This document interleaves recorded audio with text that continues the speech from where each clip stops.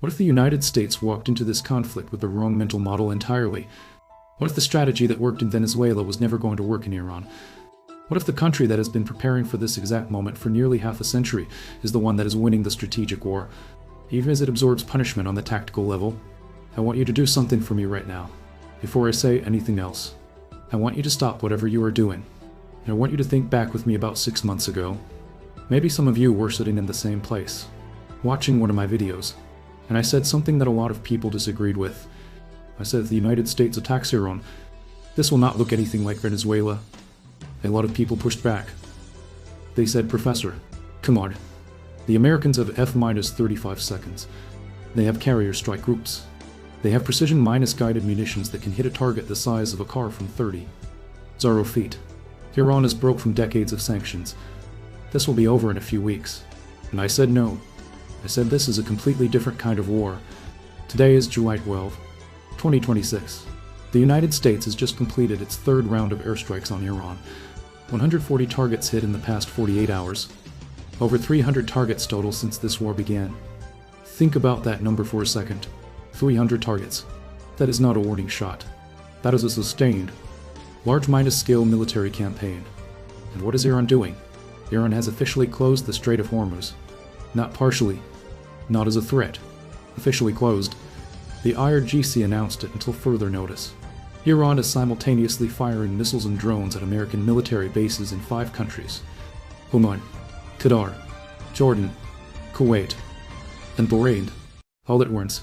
And then this morning at 10 o'clock local time in Tehran, Brigadier General Akramani of the Iranian army stepped in front of the camera and said something short, something that almost every major media outlet glossed over. He said, and I am going to quote this exactly because I want you to hear every single word: "The Army's target bank has been updated and has the necessary readiness for all scenarios." Well, that's it. The target bank has been updated for all scenarios. I am going to come back to that sentence, because by the time I am done explaining what it actually means, I think a lot of you are going to see this entire conflict in a completely different way. Here's my thesis for today, and I am going to say it plainly, right up front, because I think you deserve to know where I'm going before we get there. America walked into this war with the wrong mental model. A mental model that was built on their most recent success. And that is precisely why it failed. Iran, meanwhile, has been executing the strategy they have been practicing for 47 years. And the evidence, the real evidence, not the bomb count, not the explosion footage, the structural evidence says Iran is winning the strategic war. Even as they absorb punishment on the tactical level. That is what we are going to unpack today. Let's go. Here's where it all started. And I need to take you back to January of 2026 to explain it. In January of this year, the Trump administration executed what can only be described as a textbook regime change. In 48 hours, Maduro fled the country. The government collapsed. It was fast. It was decisive. And it worked. No major war. No body bags coming home. A clean geopolitical win for Washington. Now, I want you to put yourself inside the mind of Donald Trump and his national security team at that moment. You have just done what previous administrations could not do. You have toppled a hostile regime without a ground invasion, without massive casualties, using a combination of economic pressure, covert operations, and the credible threat of military force. You are feeling very good about yourself, and very naturally, very humanly, you start to think of Venezuela. Why not Iran? This, right here, is what I want to call the fatal assumption. The mistake that set the entire architecture of this war on a broken foundation. Venezuela and Iran are not the same thing. They are not even close to the same thing. And the failure to understand that difference is the single most consequential strategic error the United States has made in the Middle East in at least 2 decades. Let me explain what I mean. Venezuela under Maduro was a petrostate, a government whose entire economic survival depended on oil exports. When you squeeze the oil revenues through sanctions, you squeeze the government's ability to pay its military. When the military stops getting paid, the military stops fighting, the loyalty evaporates, the regime falls. This is a well-misunderstood mechanism. It is almost mechanistic. Apply enough pressure in the right place, and the structure collapses. Iran is not a petrostate. Iran is a civilization state. I want you to really hear that distinction. A civilization state is not a government that happens to control a territory. It is a society organized around a long-term civilization identity, with thousands of years of history. a coherent ideological framework, a population that has been psychologically and culturally prepared for sacrifice, and institutions that were specifically designed exactly the kind of pressure the United States is now applying. The Islamic Republic of Iran has been preparing for a war with the United States since 1979. That is 47 years. They have spent 4.5 decades building underground tunnel networks to hide their military assets, dispersing their weapons caches so that no single strike can eliminate them, training and equipping proxy forces in Lebanon, Syria, Iraq, Yemen, and Gaza, creating a ring of distributed military capability that extends across the entire region, developing cheap, mass-producible drone technology specifically designed to overwhelm expensive American missile defense systems. Every Patriot missile interceptor costs about $3 million. Iran's drones cost a few thousand. Think about the economics of that for a second. This is not a country that stumbled into a war unprepared. This is a country that has been running a 47-year simulation of exactly this scenario. And now, this simulation has become real. America walked in expecting Venezuela. They found something else entirely. Expert analyst Harlan Ullman, and I want to emphasize, this is an American strategist, not an Iranian apologist, assessed the situation yesterday and said, Iran appears to be strategically in a superior position. An American expert, commenting on American war, after the United States has already dropped over 300 bombs, and his conclusion is that Iran is in the superior strategic position. How does that happen? How do you absorb 300 airstrikes and still end up in the stronger strategic position? That is the question, and the answer is the second part of what I want to talk about today. Both the United States and Iran are currently executing what military strategists call a fight and negotiate strategy, which means you keep fighting on the battlefield while simultaneously conducting diplomatic outreach. The guns are firing, and the diplomats are talking at the same time. This is not a new strategy. It has a long history. The Vietnamese communists used it masterfully against the United States during the Vietnam War. They were fighting in the jungle and simultaneously negotiating in Paris. The goal was never to win militarily in the short term. The goal was to bleed the opponent, demonstrate resilience, create domestic political pressure inside the United States, and eventually negotiate from a position of strength. America is now trying to use that same strategy against Iran.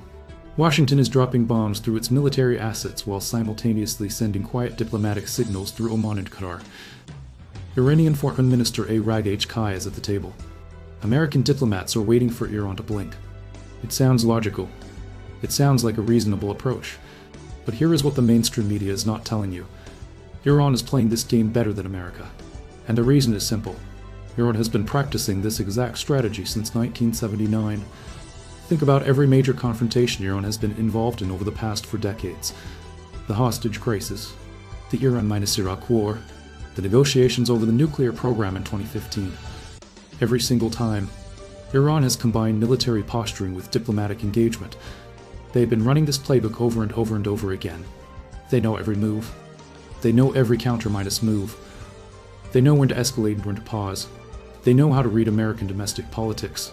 They know how to time their actions to create maximum pressure at maximum leverage moments. America is playing this game for the first time at this scale. Iran has been playing it for nearly half a century, but it gets even more interesting than that.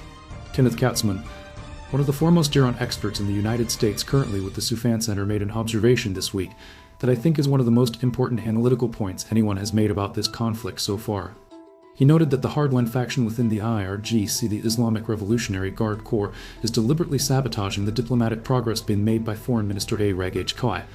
The hardliners want revenge for the death of Supreme Leader Khomeini. They do not want a deal. They want to punish America. And so, even as Arag Kai is sending conciliatory signals through back channels, the IRGC is firing missiles into Oman, Qatar, Jordan, Kuwait, then Bahrain. Now, here's where most analysts stop. They say this is proof that Iran is divided. This is proof that there is internal chaos in Tehran. This is a sign of weakness. And I want to say to those analysts with all due respect, you are looking at this exactly backwards. What you are describing is not chaos. What you are describing is a coordinated good cop, bad cop strategy, executed at the level of a nation-state. Arag Kai is the good cop. We want peace. We are open to negotiation. Give us security guarantees and we will come to the table. The IRGC is the bad cop. Missiles? Drones. Hormuz is closed. Your bases are targets. And when you run both of these simultaneously, what happens to the American negotiating position? Chaos. Confusion. Washington does not know who is actually in charge. They do not know if a deal with Iraq HK is worth anything if the IRGC will not honor it. They do not know whether to respond to the diplomatic track or the military track. They cannot do both effectively at the same time because the actions required for each contradict the other. You cannot bomb someone into wanting to negotiate with you. Every bomb you drop creates a new grievance. New domestic pressure inside Iran to retaliate. New reasons for the hardliners to say, see, we told you, America cannot be trusted. Expert Thomas Warwick from the Atlantic Council put it bluntly. He said the gap between the two sides is too large. He is predicting that this conflict will settle into a Cold War pattern, flaring up and dying down repeatedly, over and over, potentially running all the way through the American midterm elections in November. Not a victory, not a resolution. They grind. And then there is a statement from Ghali Bey F., the Speaker of the Iranian Parliament, who posted our next this week. Short. Direct. I'm going to read it exactly. The era of one-sided deals is over. Keep your word or pay the price. That is not the language of a government on the verge of collapse. That is not the language of a regime that is frightened. That is the language of a government that believes it is in a position of strength. And the question we have to ask and answer honestly, are they right? No. I want to stop here for a moment, because I know what a lot of you are thinking, and I wanted to address it directly. Some of you are going to say, Professor, you are losing me. America has conducted over 300 airstrikes. Iran's air defense systems have been partially destroyed. Their nuclear infrastructure has been damaged. Their economy is in free fall. People are suffering inside Iran. How can you possibly say Iran is in a superior strategic position? Does military power still matter? Then my answer is yes. Absolutely yes. Military power matters enormously. If we are measuring purely on the tactical level and the level of bombs dropped, targets destroyed, physical damage inflicted, then the United States is winning. Clearly. Significantly. There is no question about that. But I need you to hold the thoughts in your head at the same time. Thought no. One, America is winning tactically. Thought no. So tactical victory and strategic victory are completely different things. And history, the same history I keep coming back to because it keeps proving the same lesson. History is absolutely littered with examples of powers that won every single battle and still lost the war. America won almost every major military engagement in Vietnam. Tactically, the kill ratios, the firepower, the technology America dominated. And yet America withdrew in 1975, having achieved none of its strategic objectives. The same pattern played out in Afghanistan. 20 years. Trillions of dollars. Enormous tactical military superiority. And the Taliban was back in Kabul within weeks of the American withdrawal. I am not saying Iran is going to defeat America militarily. I am saying the question of who wins this war cannot be answered by counting bomb craters. It has to be answered by asking who achieves their strategic objectives at an acceptable cost. And right now, that question does not have a clear answer in America's favor. Which brings me to the third and final piece of today's analysis. The piece that I think most people are completely missing. The piece that is, in my view, the most important signal of where this conflict is actually heading. Let's go back to that statement from this morning. The Army's target bank has been updated and has the necessary readiness for all scenarios. I won't explain what this actually means. Not in a political sense. In a technical military sense. Because I think when you understand what a target bank is, this statement becomes a great deal more significant. In military planning, the target bank is not a wish list.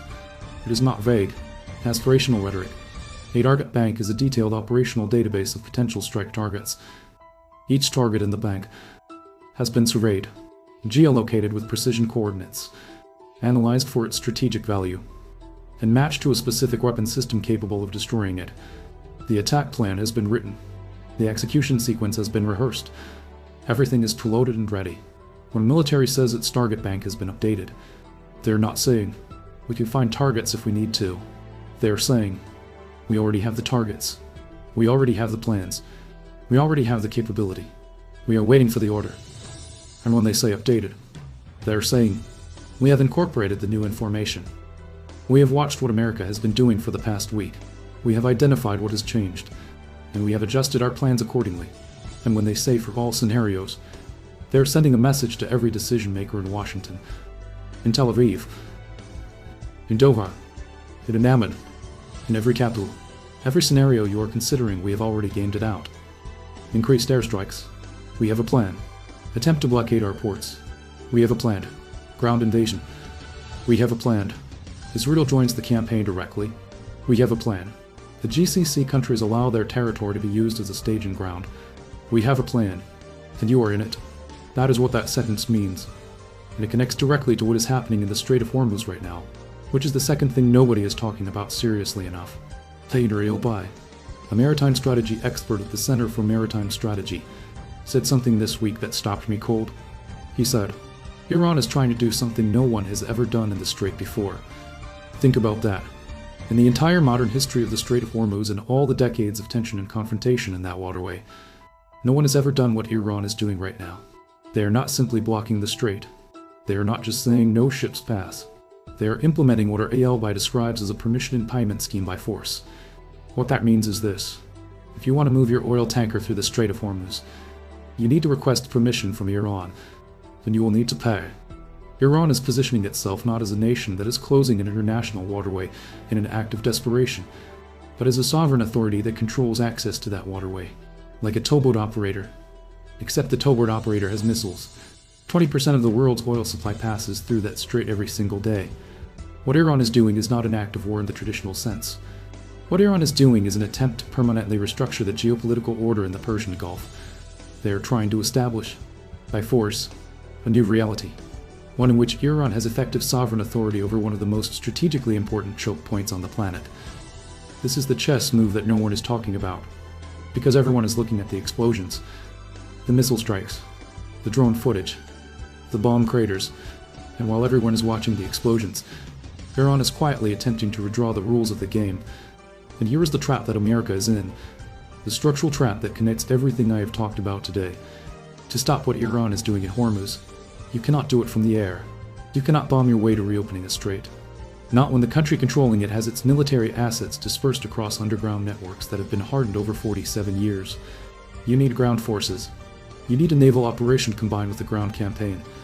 Which means, the next escalation question is not whether America drops more bombs.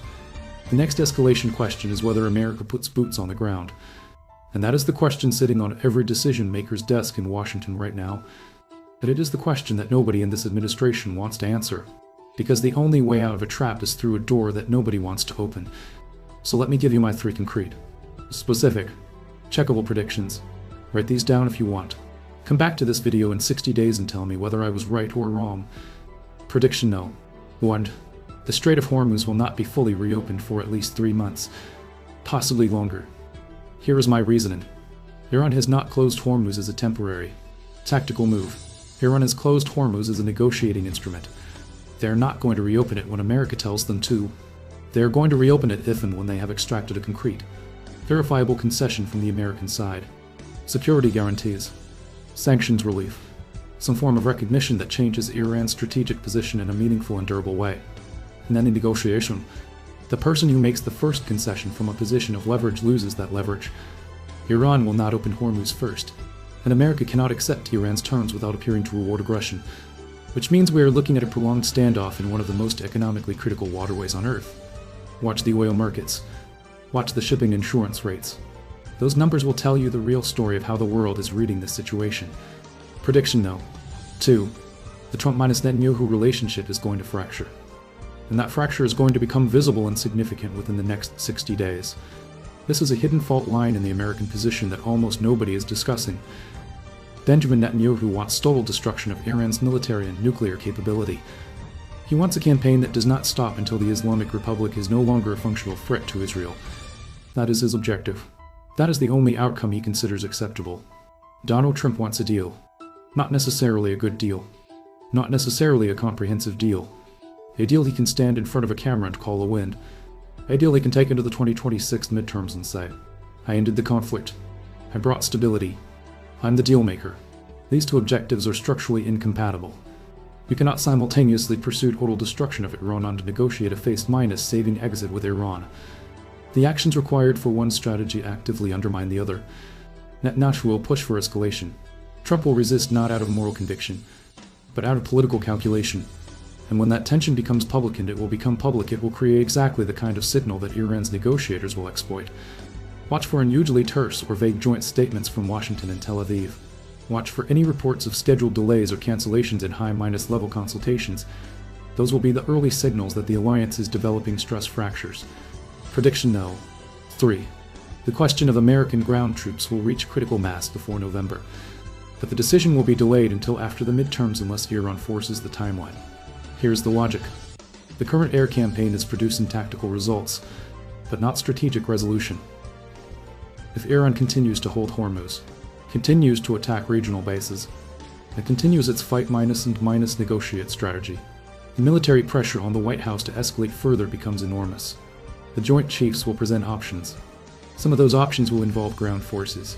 Trump does not want to deploy ground troops before November, because the American public, based on every available polling indicator, does not want another land war in the Middle East. The political cost of that decision before a midterm election is enormous. But Iran knows this, and Iran strategists are not idiots. They understand the American political calendar as well as any Washington insider, and there is a real possibility, I would say a significant probability, that Iran will calibrate its escalation specifically to stay below the threshold that forces Trump's hand before November. Not so restrained that America gets a free pass. Not so aggressive that Trump has no political choice but to go in. Precisely calibrated. Precisely controlled. Exactly above the pain threshold. Exactly below the response threshold. That is the knife edge Iran is walking right now. And from what I can see, they are walking it deliberately. Before I close, I want to give you one assignment. One thing I want you to do this week. For the next 7 days, track the sources side by side. Source no, when whatever Iranian Foreign Minister Raghechkai says publicly. His statements. His interviews. His diplomatic language. Source no, to whatever the IRGC and Iranian military commanders say publicly. Their statements. Their announcements. Their operational declarations. You are going to notice something very interesting. These two voices are going to sound like they are coming from two completely different governments. Raghechkai will speak the language of diplomacy, conditions, frameworks, security guarantees, the desire for resolution. The IRGC will speak the language of force, targets, readiness, escalation, revenge. Most analysts will look at this and say, see, Iran is internally divided.